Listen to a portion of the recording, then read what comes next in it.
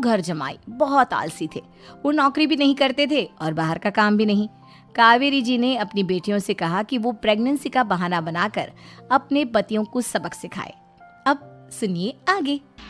Mummy, आपने जैसा कहा था हमने वैसा ही किया, लेकिन देखिए ना, विवेक का हाल तो वैसा का वैसा ही है। घर में ना सुबह का नाश्ता बनता है और ना खाना। नौकरी पर जाने की बात करूं तो खाने को दौड़ते हैं मुझे। हाँ मम्मी, मैंने भी सुमित को कितनी बार कहा कि अगर नौकरी नहीं करनी तो कोई छोटी सी दुकान ही खोल लो। घर का खर्चा कैसे चलेगा? देखो दोपहर के 12 बजने आए और जनाब अभी तक सो रहे हैं। हाँ मम्मी, ईशा और सुहाना ठीक कहती हैं। अविनाश का भी यही हाल है। जब मैंने अपनी प्रेगनेंसी के बारे में कहा तो मुझसे कहने लगा, अरे दूसरी लड़कियां तो 9-9 महीने तक नौकरी करती है, बस डिलीवरी के टाइम छुट्टी लेती है। मोहिनी, तुम भी नौकरी करो। अब मुझे कहाँ नौकरी मिलेगी? मम्मी बताओ अब मैं क्या करूँ?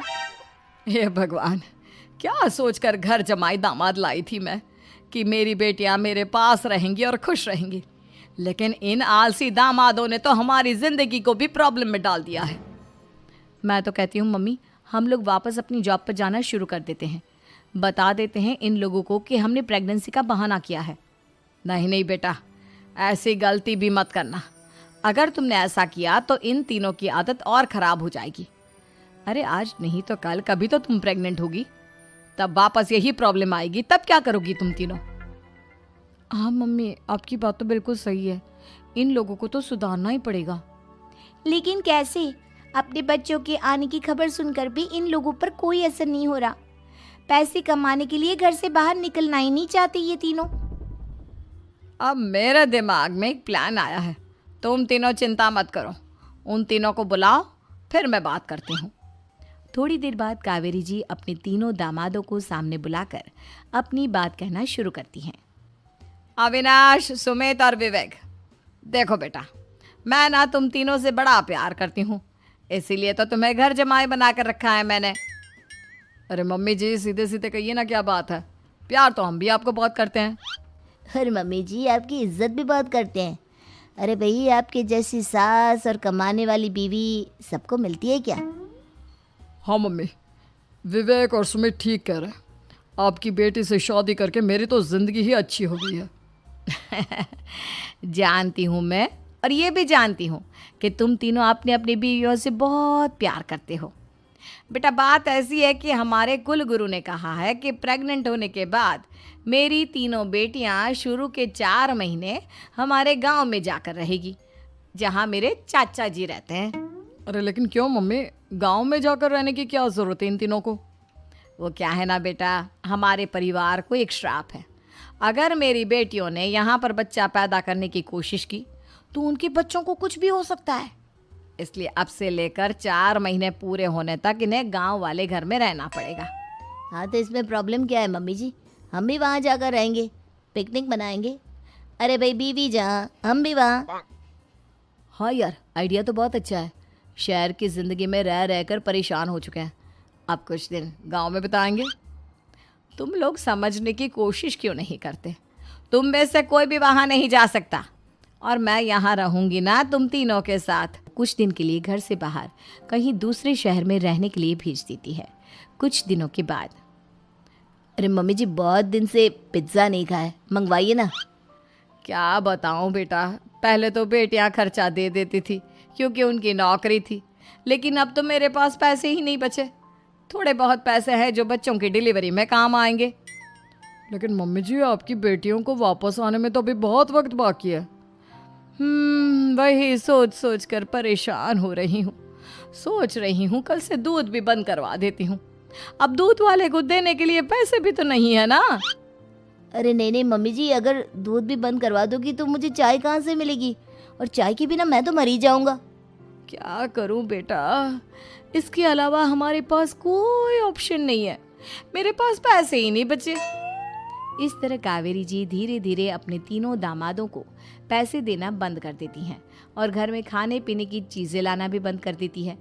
अब वो तीनों बुरी तरह से परेशान होने लगे थे और इसलिए एक दिन तीनों प्लान करके घर से बाहर निकलते हैं। और बाजार में जाने के बाद, यार अच्छा खाना खाए हुए कितने दिन हो गए, पता नहीं कब अच्छा खाना मिलेगा।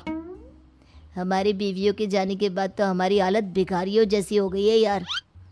कुछ भी हो, मुझे तो आज पिज्ज़ा खाना ही खाना है।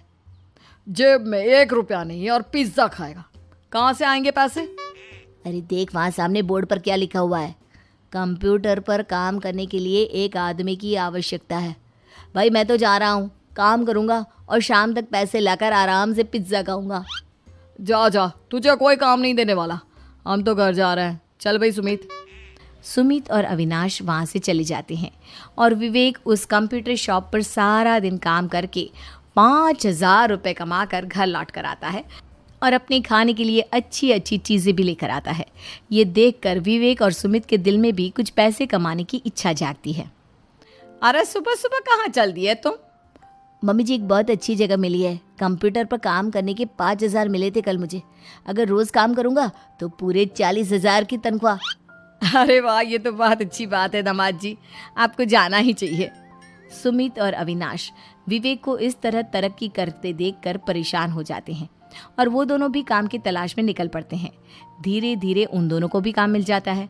अब कावेरी के तीनों दामाद छोटी मोटी नौकरी करके अच्छा पैसा कमाने लगे थे। एक दिन कावेरी उन्हें अपने पास बुलाती है। अरे वाह, विवेक 40,000 कमा लेता है, अविनाश 60,000 और सुमित तुम भी 40,000 के आसपास कमा ही लेते हो। कुल मिलाकर तुम अच्छे खासे पैसे कमा रहे हो बेटा। हाँ मम्मी जी, बहुत मज़ा आता है जब महीने के एंड में मोटी रकम हाथ में आती है। पूछिए मत मम्मी जी, घर में रहकर रोटी बना बना कर और तो जैसा महसूस होने लगा था मुझे तो। हाँ बेटा, तुम तीनों की बात तो बिल्कुल ठीक है और जानते हो अब तुम तीनों की पत्नियां भी वापस लौट कर आने वाली है।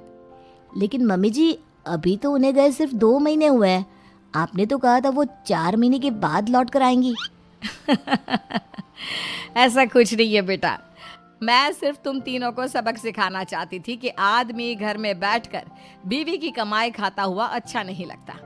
इस दुनिया में हर इंसान को मेहनत करनी चाहिए, काम करना चाहिए, चाहे वो औरत हो या आदमी, ताकि अपने परिवार को संभाल सके।